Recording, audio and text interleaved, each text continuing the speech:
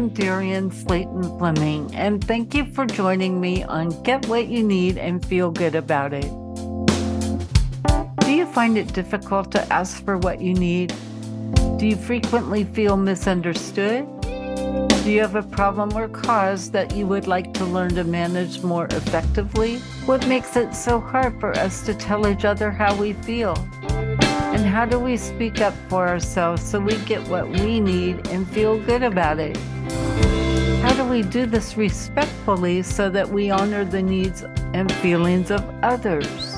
Together, we'll explore tips, strategies, and resources that, when used mindfully and consistently, will improve our results and enrich our relationships.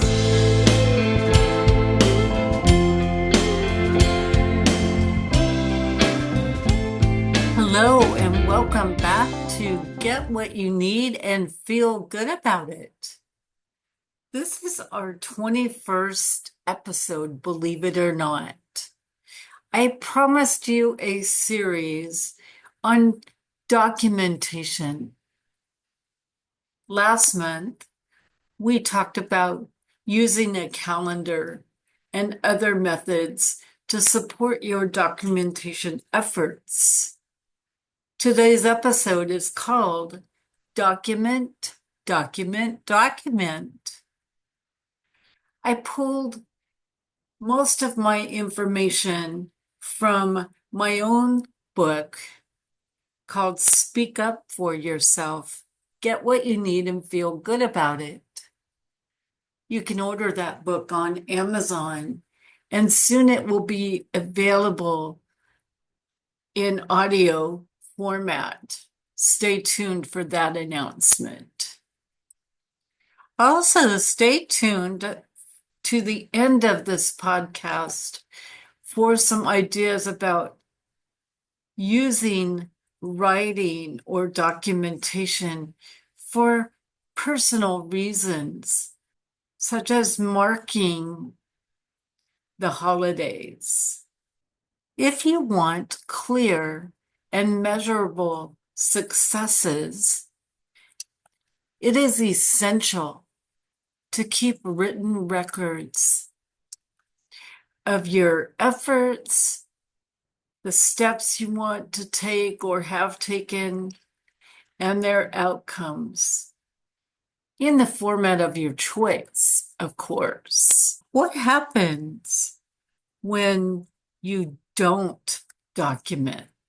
You cannot make a compelling case for what you need, your desired outcomes. Examples of things that you might want to keep track of through documentation include proof of payment, even saving your receipts, maybe collecting them in an envelope is very useful.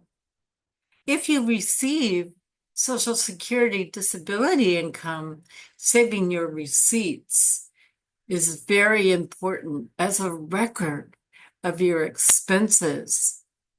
If you ever get audited, you can use receipts for work-related expenses and disability-related expenses to help bring your income down below substantial gainful activity, which is the maximum you are allowed to earn from work while receiving Social Security disability income. You may want to provide proof of termination of a policy or a service. Documentation is helpful to record agreements, such as who is taking responsibility for what task. You may also want to document requests made, the date you made them. Next steps. Once I finish this task, I will report it to someone else, maybe what you record. It's helpful to note down deadlines. The possibilities are endless. You may wish to come up with ideas of your own. Details that may be documented could include dates, the time that you spoke to someone or attended an event, the name of the company or agency, the name of the contact you spoke with, and even their ID badge number. You may wish to record a purpose or goal statement. Who agreed to do what? And a summary of the situation or event. Next steps, deadlines, and what outcome occurred. Again, you may have ideas of your own.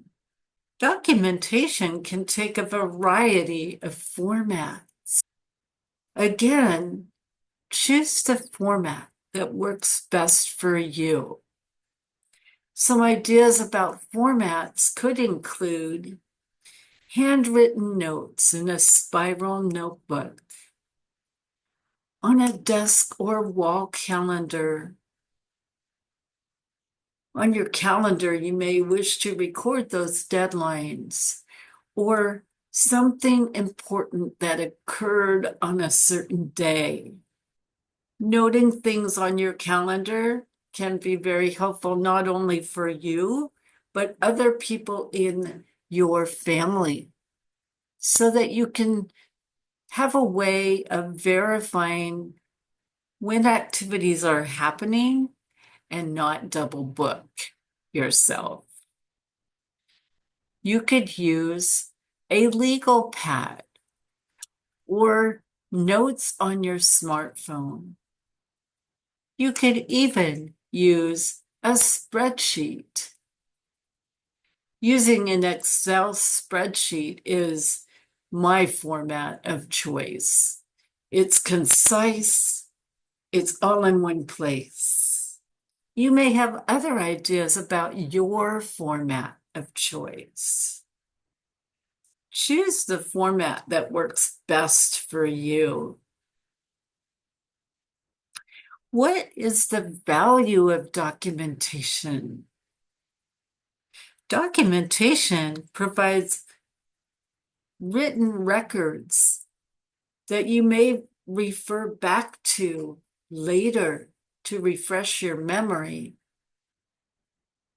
You can also share these records with others so everyone is on the same page about what is expected.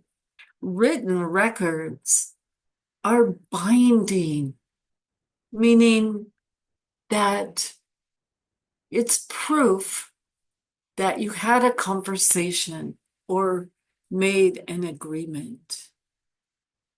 Written records have sharper teeth than verbal agreements, meaning people take written records more seriously.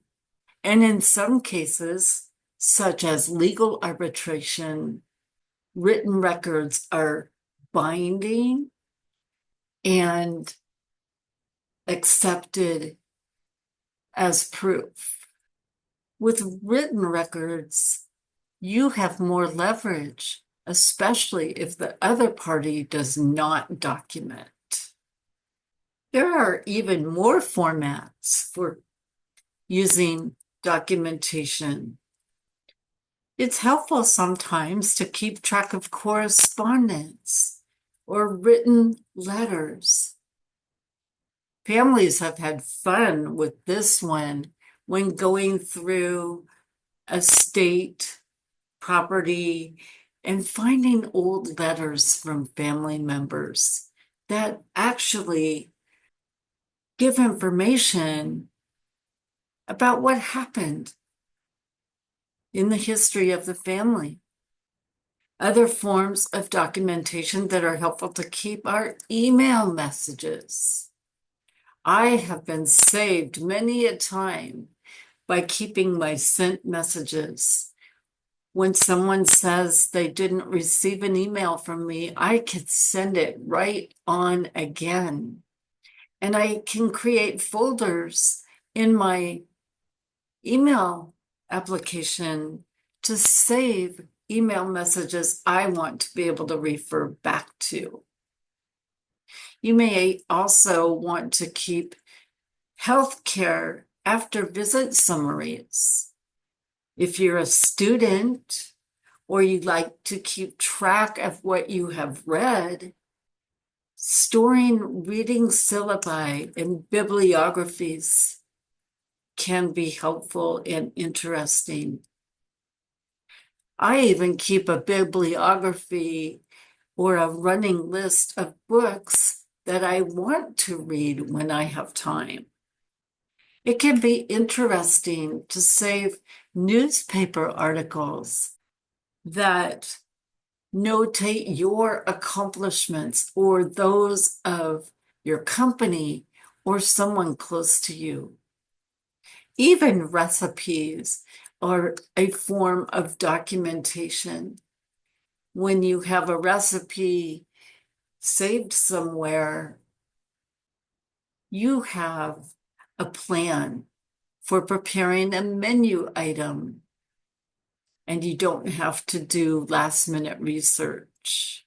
Here's some helpful tips to improve your documentation. Be specific. For example, if I just say report next time, I might forget what it is I need to report about. Be concise. There is not a lot of room on a spreadsheet for wordy information. And anytime we are in meetings, we all know that we appreciate conciseness to keep our meetings timely. Be organized.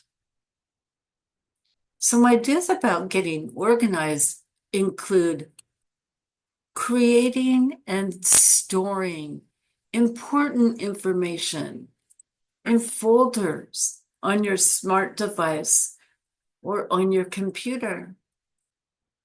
If having hard copy information is important to you, you may want to develop a filing system in your filing cabinet, including folders labeled by name of activity or transaction, and storing important documents there. I want to share a couple of stories about how documentation can be helpful and can actually save your bacon, such as proving that you canceled a service or proving that you have a right to something.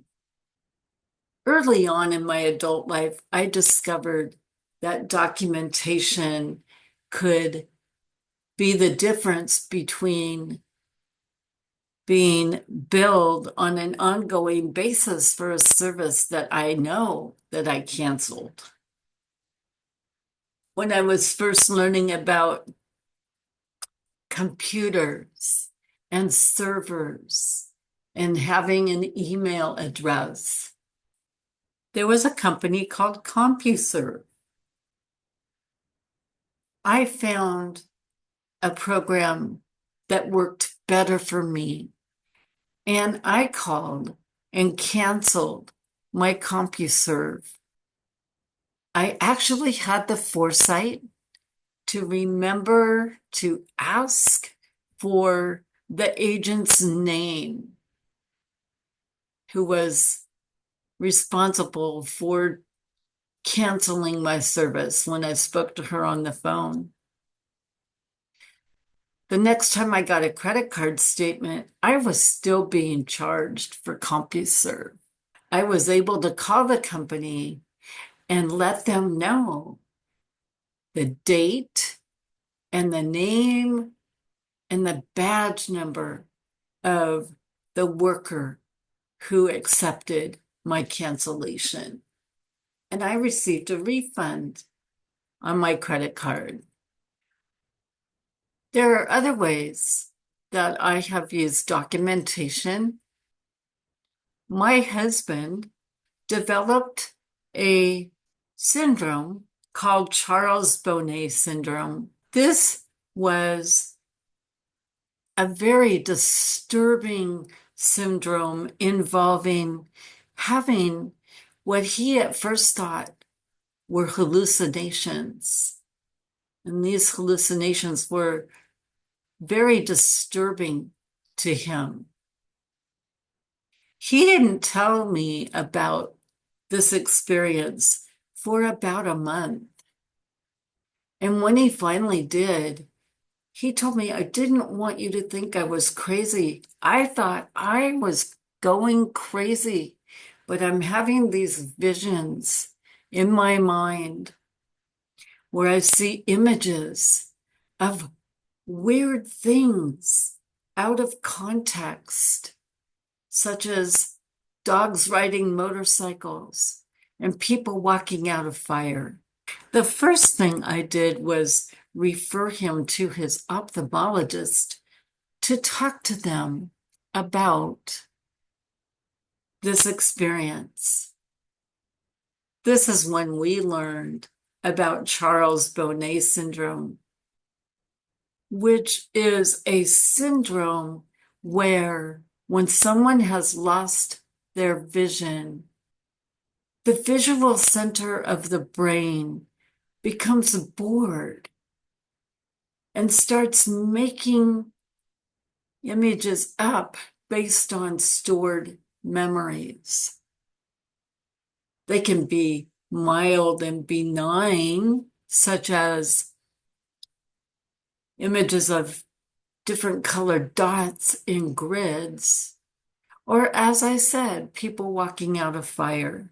My late husband, John, was referred to a psychiatrist to learn how to cope with this bizarre, disturbing experience.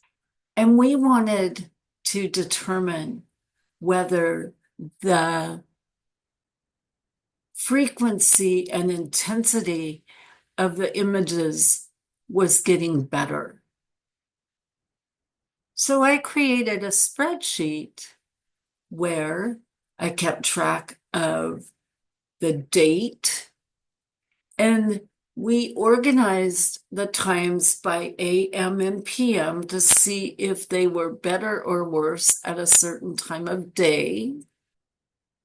As we followed the logging of that information, it did seem over time that the images began to diminish in intensity, which is what he really needed. When I became an adult and wanted to be independent with my own financial management, at the time, it didn't seem that Quicken was accessible for me to keep track of my spending. So I created a spreadsheet for my banking transactions. On this spreadsheet,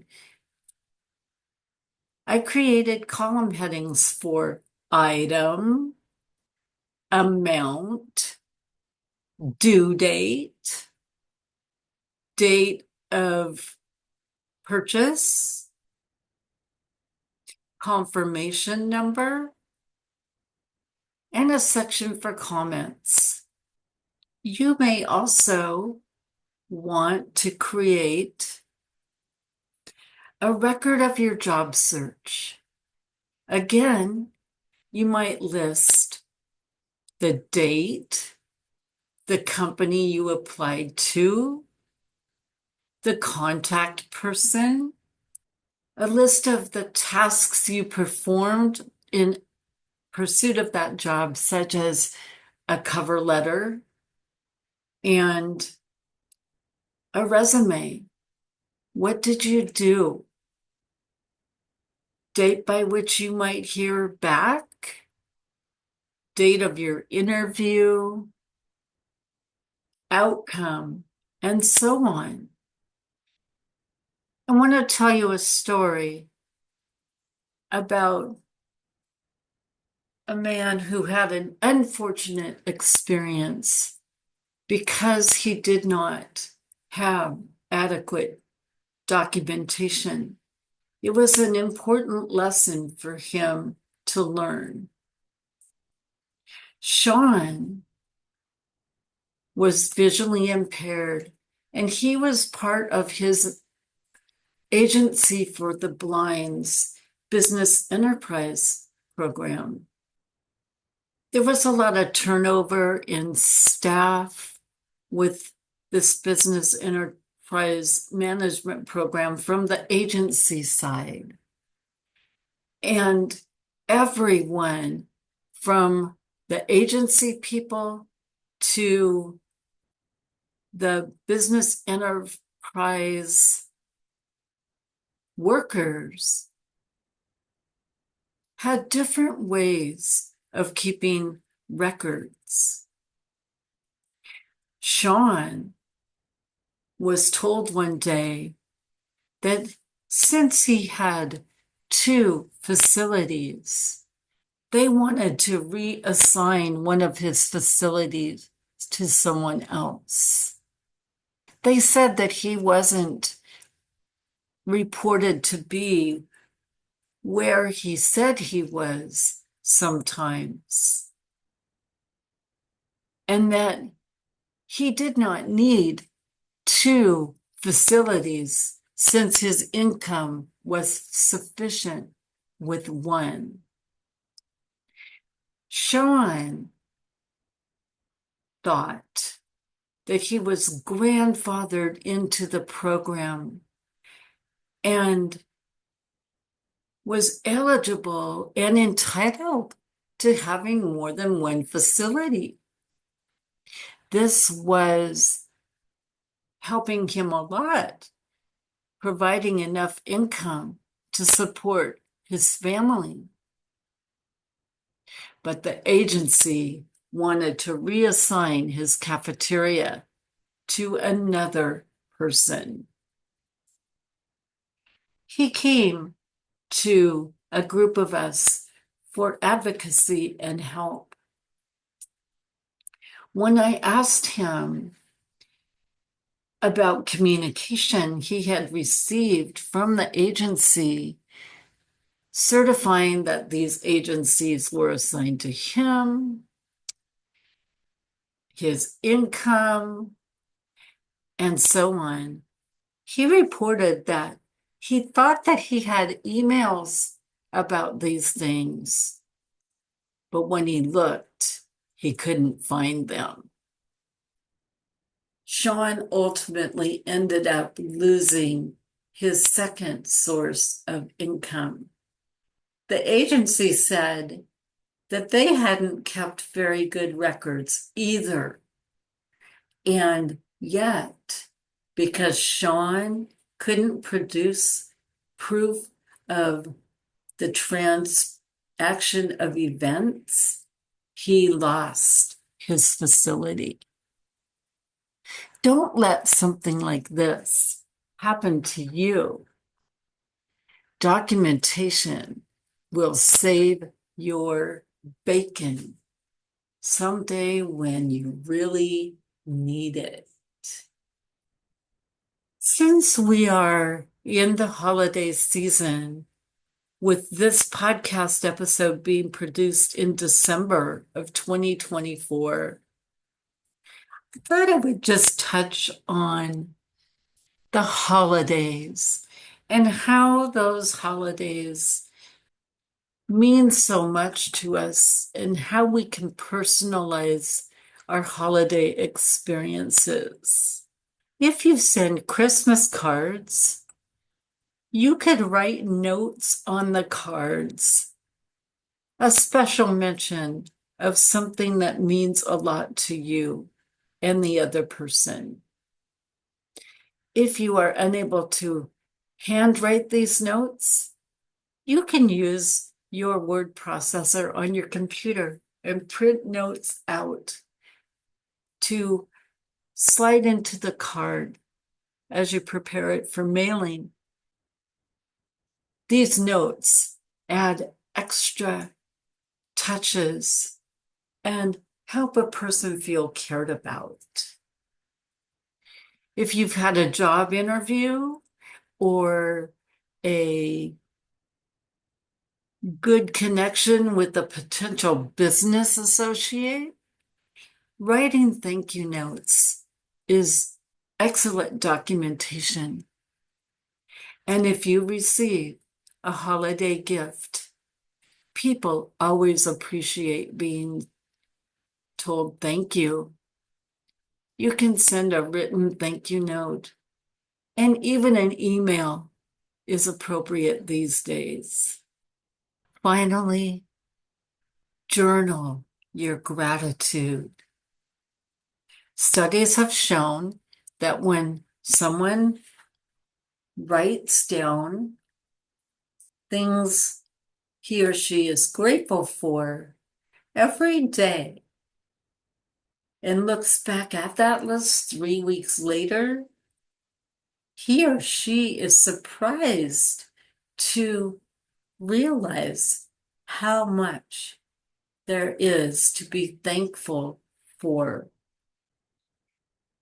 Things that you might think about listing in terms of gratitude might be something that went well today, something I accomplished today, and something I am looking forward.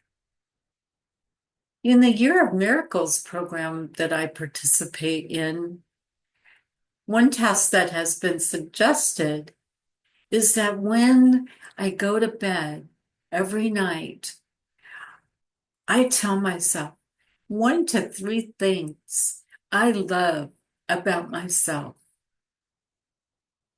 It is helpful when we do gratitude journaling not to repeat previous listings. It's amazing to discover how much we have to be grateful for. I want to announce that my new website, embracehappiness.me, embracehappiness.me, will soon be up and running. I will be offering a networking group starting on January 23rd, 2025. The group is called Happy Networking. In this group, we will share heartfelt stories, accomplishments, and challenges. We will offer one another support. We will learn about strategies that help us market and grow our businesses. Look forward to visiting embracehappiness.me to sign up for this group. In closing, I would like to share a quote about the value of documentation. Your mind, while blessed with permanent memory, is cursed with lousy recall. Written goals provide clarity. By documenting your dreams, you must think about the process of achieving them. That quote was by Gary Ryan Blair, and the last name is Blair. Gary is the president of the Goals Guy, a highly focused training organization whose mission is to help their clients build and sustain superior performance. See the show notes for Gary Ryan Blair's website. Thank you for joining me today for Document, Document, Document. I wish you happy holidays and a wonderful new year. And we will see you again in January. Happy holidays, everyone.